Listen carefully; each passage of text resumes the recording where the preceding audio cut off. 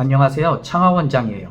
멜카에어 멤버 원장님이 저한테 DM을 보내왔는데 너무 현실적인 고민이라 먼저 답변을 해드리고 내용을 여러분들과도 공유하려고 영상을 찍게 됐어요. 고민이 자기가 매달 700 정도 하고 있는데 이걸 넘어 1000만 원을 하고 싶단 거예요. 근데 무작정 오픈을 해서 물어볼 사람도 없고 방법도 모르겠던 찰나에 내가 아직 모를 뿐 아는 사람은 무조건 있다는 제 쇼츠를 보게 됐대요. 그래서 어떻게 하면 할 수 있는지 알고 싶다고 묻는 DM이었어요. 여러분들도 비슷한 상황에 계신 분이라면 많은 도움이 될 거예요. 그래서 오늘은 그 방법에 대해 이야기해볼까 해요. 그러면 어떤 것부터 알아야 할까요? 바로 매출에 대한 개념부터 알아야 돼요. 지난 강의에서 간단하게 얘기했지만 한 번 더 복습해볼까요? 매출은 어떻게 구성되어 있다고 했죠? 맞아요. 매출은 고객수 곱하기 객단가예요. 고객수는 괜찮은데 객단가가 낮으면 어떻게 돼요?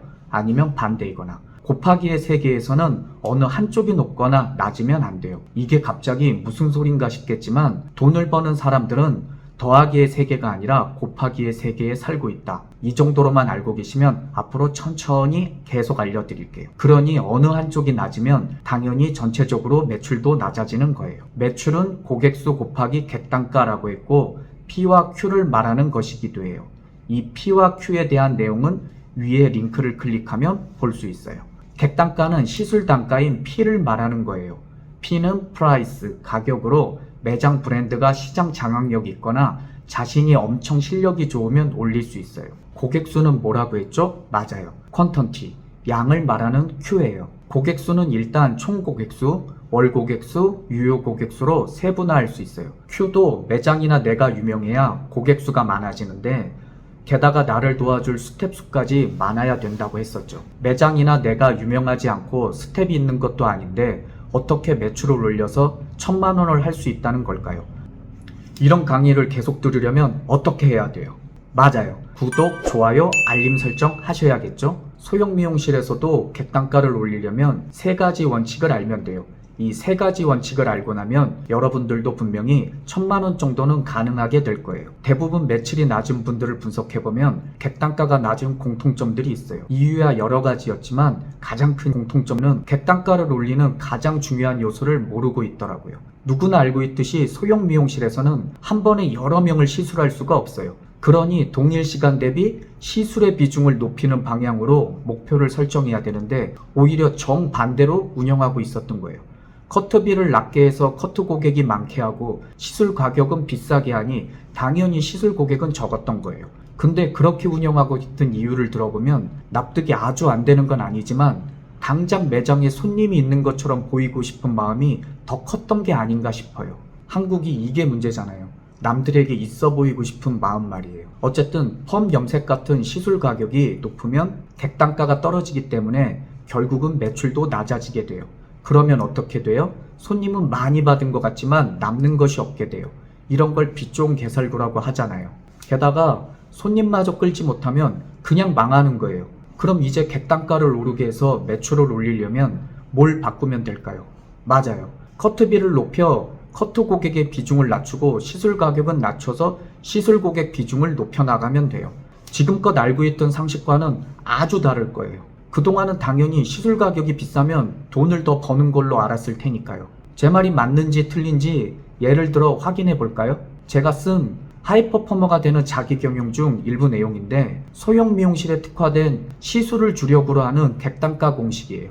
1인에 특화된 시술을 주력으로 하는 객단가 공식을 적용해서 계산할 때는 필히 커트 매출과 시술 매출을 더해야 돼요. 커트 매출과 시술 매출을 더한 값에 고객수를 나누면 객단가가 나오게 돼요. 커트 매출 300만원에 시술 매출 400만원을 더한 후 고객수 100명으로 나누면 객단가가 7만원이 된다는 거예요. 이렇게 기준을 먼저 정해야 돼요. 기준이 정해지지 않으면 객단가가 높은지 낮은지 비교를 할 수 없게 돼요. 그냥 막연히 시술 가격을 높이고 싶어요 싶어요라고 말하면 안 되는 이유가 여기 있는 거예요. 여러분들이 알고 있는 시술 가격이 높으면 매출이 오르는 게 아니고 시술 가격을 높이면 객단가가 떨어져서 결국엔 매출이 낮아지게 되는 거예요. 이 내용을 고정관념을 갖고 들으면 저가샵을 하라는 얘기로 듣기 쉬워요. 저가샵을 하라는 얘기가 아니란 것쯤은 알고 계시겠죠. 이제 여러분들도 현재 자신의 객단가를 분석하고 기준을 잡을 수 있게 된 거예요. 게다가 이유까지 알게 된 거고요. 여기서 객단가가 낮아지는 이유를 한번 정리해보면 첫 번째, 커트 고객이 많다. 두 번째, 시술이 적다. 세 번째, 시술 가격이 비싸다. 이렇게 되면 객단가가 낮아진다는 거예요. 반대로 객단가가 오르려면 어떻게 해야 될까요? 맞아요. 첫 번째, 시술 가격이 적당하다. 두 번째, 시술이 많다. 세 번째, 커트 고객이 적다. 이렇게 시술 가격을 적당하게 해서 시술 고객 비중을 높이면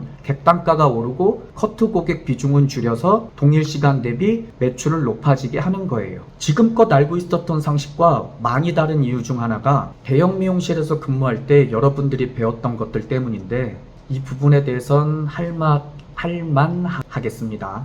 이제부터라도 제대로 된 소형 미용실에 특화된 하이퍼포머가 되는 자기 경영을 배워보자고요. 첫 번째, 현재 매출 고객수, 객단가를 확인해서 기준을 정하고, 두 번째, 희망 매출을 제일 먼저 정한 다음, 세 번째, 자신이 시술 가능한 고객수를 정해야 돼요. 매출 700만 원이고 고객 100명일 때 객단가가 7만원이었고 희망 매출인 1000만원을 하려면 고객수를 어떻게 잡아야 돼요? 혼자서 일하고 마케팅도 잘 못하고 매장도 작은데 목표 고객수를 200명으로 하면 가능해요? 혹시 고객 200명이 온다고 해도 시술 가능해요? 불가능해요? 불가능하죠. 그러니 일단 고객수는 100명 그대로 할게요. 이제 희망 매출에 필요한 객단가가 나왔어요. 그래서 10만원인 거예요. 이렇게 설정한 객단가 10만원으로 펌 시술 메뉴를 어떻게 구성하면 좋겠어요? 시간을 잠깐 드릴 테니 여러분들이 한번 생각해보세요.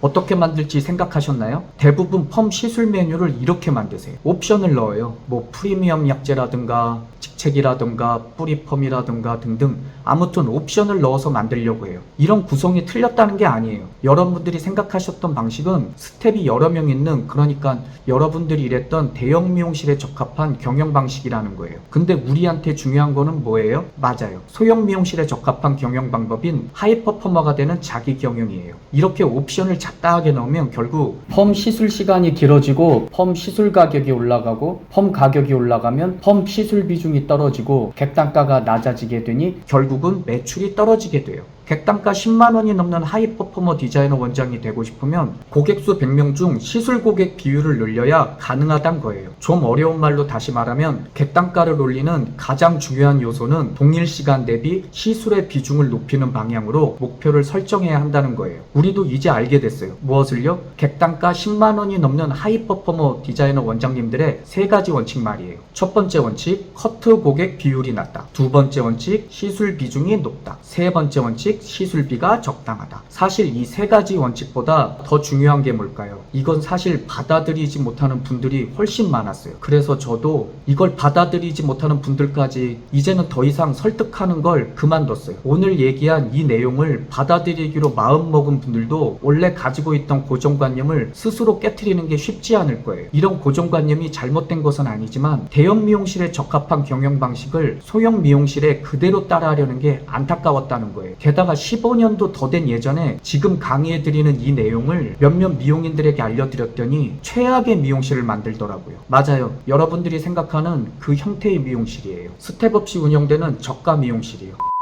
다시 강의로 돌아와서 시술비가 높으면 객단가가 올라가는 것이 아니라 반대가 된다고 했죠. 시술 비중은 시술비와 연관이 크니까 시술비가 낮아질수록 시술 비중이 높아진다는 거예요. 한마디로 시술 비중을 높여야 시간당 매출이 높아지기 때문이라고 했고요. 이런 시술비에 대한 고정관념을 현재 매장 상황에 맞는 경영법으로 바꾸는 게 우선이에요. 자, 슬슬 저한테 가스라이팅이 잘 되고 계신 것 같아요. 그럼 시술 비중을 높이기 위해서 시술비를 낮출 때는 무엇이 필요할까요? 맞아요. 기준이 되는 상대적인 가격이 있어야 돼요. 가격이란 것도 기준이 되는 상대적인 가격이 있을 때 비로소 싸다, 비싸다라는 개념이 생기는 거예요. 그 기준이 되는 가격이 뭘까요? 옆집보다 싼 거? 아니에요. 물론 예전이나 지금이나 옆집 가격 보고 정하는 게 국룰이긴 하지만 우리는 지금 스터디 중이니 막무가내 방식이 아닌 우리 매장에 맞게 가격 설정 기준을 잡아야 돼요. 그럼 어떤 걸로 기준을 잡아야 상대적인 가격 기준이 될까요? 베이직 펌? 아니에요. 펌 시술 가격을 결정하기 위해서 필요한 기준은 바로 커트 가격이에요. 커트비가 비싸면 잘 나가는 디자이너? 이런 미용 기술자적인 관점을 말하는 게 아니에요. 지금까지 얘기한 하이 퍼포머가 되는 자기 경영에서는 커트비는 고객수에서 고정이기에 커트를 빼고 남은 고객수에서 시술비를 정하기 위해 객단가의 기준이 되는 상대적인 가격으로 삼는 거예요. 그래서 그런 부분들 어떻게 실제로 적용해야 매출이 오르는지, 커트비를 높여도 커트 고객이 계속 오게 하는지, 그런 내용들도 제가 다음 강의에서 이어서 한번 다뤄보도록 하겠습니다. 감사합니다.